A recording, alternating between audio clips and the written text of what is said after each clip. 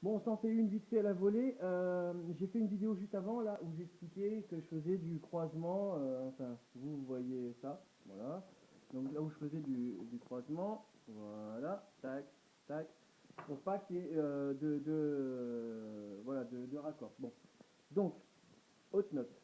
Si vous remarquez, pour les observateurs, et je sais qu'il y en a qui surveillent, vous avez dû remarquer que je n'ai pas mis de vis au milieu, mais que je les ai mis avant.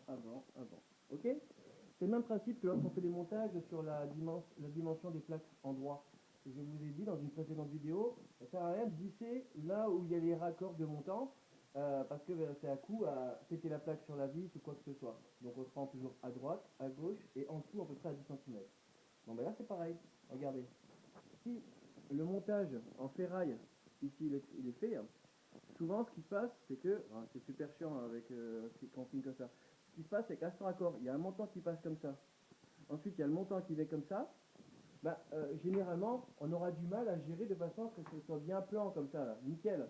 Ça va, si vous n'êtes pas un aficionado de ce boulot-là et que vous faites pour la première fois ce boulot et que vous essayez au truc, vous risquez d'avoir des décalages entre le montant qui arrive ici et le montant qui arrive là. Vous aurez du mal à ajuster, surtout si c'est sur tout un meuble comme ça, on aura du mal à gérer. Donc, pour éviter que, d'une part, si jamais vous aviez l'intention de faire des bandes comme ça et repartir comme ça, et que ça fasse un joint ici, et que s'il y a un décroché justement qui s'est installé entre chaque raccord de ferraille ici et la liaison de ferraille ici, à cet endroit-là, ça fasse clac, clac, parce que c'est pas bien ajusté, de 1 ou 2 mm, ça suffit à faire les bosses aux bandes qui sont ici.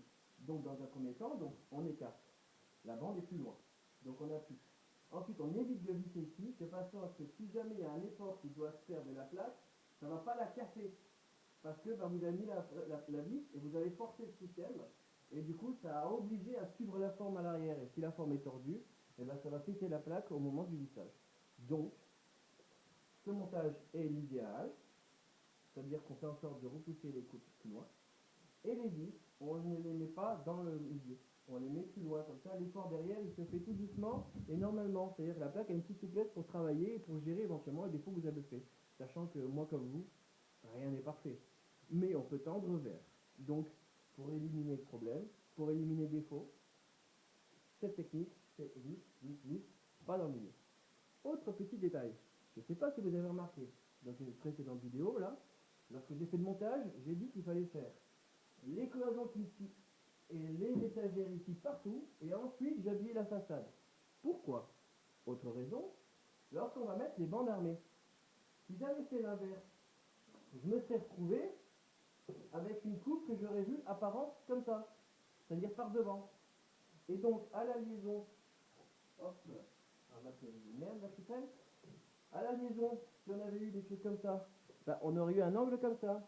Et ce qui se passe, c'est que lorsqu'on fait les bandes armées, et qu'elles vont venir épouser ici et là, automatiquement, vous essayez toujours de couvrir le petit défaut. La bande armée va s'arrêter avant, va s'arrêter après, et là, il y aura une liaison qui ne sera jamais couverte. Donc, moi, je donne et j'explique que faut couper les bandes armées en biais ici pour essayer de les récupérer et les serrer, pour pas galérer. Bah, si vous faites ça, la bande armée qui s'arrête comme ça ou comme ça, voilà, qui s'arrête au droit ou en biseau, ça ne changera rien parce qu'il n'y aura rien à couvrir. Donc vous êtes toujours sûr de ne pas avoir de problème de liaison. Ensuite, comme on est dans un meuble, on va essayer d'être le plus plat possible pour minimiser le défaut. Sur le système de languette qui vient par devant, comme on n'a pas de plâtre ici, on n'a pas de bouchage à faire, ça va se retrouver ici, par-dessus, automatiquement la bande armée quand elle va être appliquée, elle va être au plus à plat possible. Et donc du coup, vous allez avoir le meilleur résultat possible. Parce que la charge sera minimum, la déformation, il n'y en aura pas. Parce que derrière, il n'y a pas de plâtre. Et on travaillera sur du lisse. Donc la bande de sa propre épaisseur, pour la gérer, ça sera nickel. Autre petit détail, XXXX, si vous voyez, mais vous ne le voyez pas, c'est normal, toutes les tablettes et toutes les liaisons que j'ai faites, toutes les parties qui sont vers ici, pour que je puisse installer ça, il n'y a aucun bord aminci. Les bords amincis, les mettre dans le fond. Aucune conséquence. Et quand on scellera les bandes, au moins ce sera nickel, ce sera camouflé. Si vous foutez des bords amincis en tête de cloison là, histoire de dire c'est meilleur pour prendre mon aplomb, bon, ça sert à strictement à rien, autant bien couper un truc propre droit, voilà.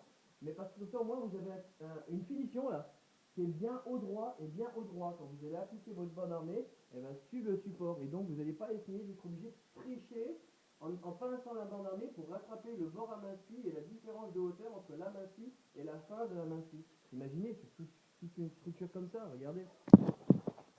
Si vous devez gérer chaque liaison, parce que vous avez mis les bords à main scie par facilité en se disant bah, comme ça permet de régler mieux mon montant, ce que j'ai mis là, pour qu'il soit droit, vous allez galérer deux fois plus tôt. Et en plus, vous aurez un bien moins beau résultat parce que le but c'est d'avoir de belles arêtes. Donc pour avoir de belles arêtes, il faut travailler sur du droit. Voilà. Et ensuite, on travaille un peu du droit et proprement en coupant à la scie, c'est-à-dire bien à plat, comme j'explique précédemment, c'est-à-dire qu'on applique la règle par-dessus, automatiquement on a des très beaux angles et quand on va mettre la bande armée, on va être nickel, bien d'équerre, pas en surépaisseur. X Étienne note, ça ne se dit pas, mais c'est pas grave. Bon, là on a déjà 6 minutes. Je sais que vous aimez pas quand les vidéos durent trop longtemps, mais c'est pas grave, je vais le dire quand même. X Étienne note, en disant ça, je ne sais plus ce que je voulais dire. Qu'est-ce que je voulais dire Bon, c'est pas grave, ça je me rappellerai. Je referai une petite vidéo, ne serait-ce que 30 secondes.